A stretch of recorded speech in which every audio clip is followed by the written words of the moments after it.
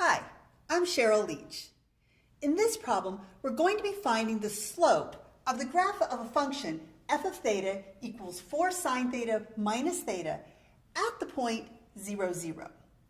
Okay, so we need to find the slope. We know that the slope is the derivative of my function. So the slope is f prime of theta. Now when I look at my function f and I want to find the derivative, I notice there are several operations going on here. I have a sine function, I have a constant multiple of 4, and I also have a subtraction problem. When you're deciding how to start differentiation, you want to start with the main operation, the one that encompasses the entire function. In this case, that's the subtraction problem. So I want to start out with a differentiation rule for subtraction. And what that rule tells me to do is to differentiate each piece individually. So I'll differentiate 4 sine theta first, and then theta. All right, so let's look at that first term. The first term is 4 times the sine of theta. Okay? Again, that's a constant multiple times the sine of theta. When you differentiate a constant multiple times a function, you just pull out that constant multiple and then differentiate sine theta in this case. The derivative of the sine of theta is the cosine of theta. All right, so the first term is done. Now we can move on to the derivative of theta. With respect to theta, so the derivative is 1. Okay, so that will be the slope of the graph at any point along the curve.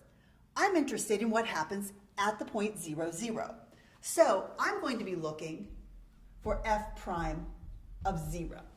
So I'm simply going to plug 0 in for all the thetas. So I have 4 cosine of 0 minus 1. Now the cosine of 0 is equal to 1. So I have 4 times 1 minus 1, which gives me 3 for the slope.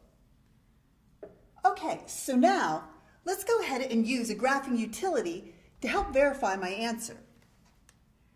So I'm going to find the first derivative of my function, and I'm going to use 4 sine x minus x.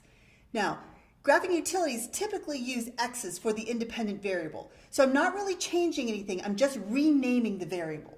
So I'm going to enter 4 sine x minus x.